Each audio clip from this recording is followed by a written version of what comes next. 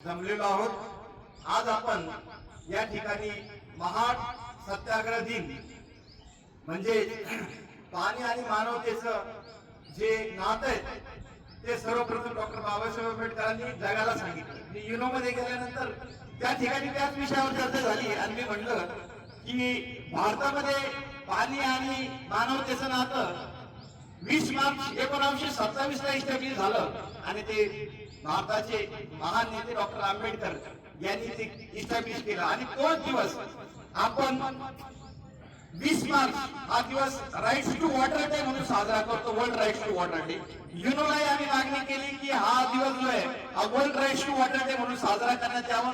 आधुनिक युगात हा कॉन्टेक्स्ट वेगळ्या पद्धतीने बदलला गेलेला आहे।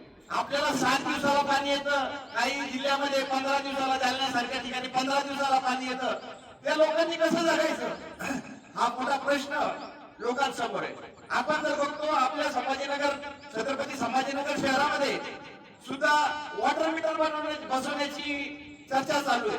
त्या वॉटर मीटरची जी किंमत आहे 9,000 रुपये सोडले की साहेब एका, ज्या ठिकाणी पाणी 8 दिवसाला येतं, 5 दिवसाला येतं त्या ठिकाणी आणि त्याचा वेळ पण काय अर्धा तास 1 तास आहे आणि कनेक्शन आहे अर्धा इंची, मग डिस्चार्ज कॅल्क्युलेट करता येतो।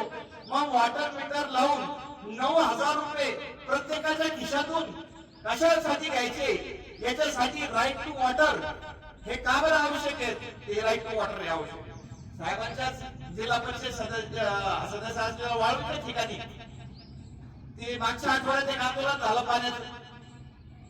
ते लोकांना महिलांना जेलमध्ये जावं लागलं। ते चुकीच्या ठिकाणी मागायला गेले, ती पाणीला पोलीस स्टेशन मध्ये मागायला गेले, ते त्यांचं चुकलं।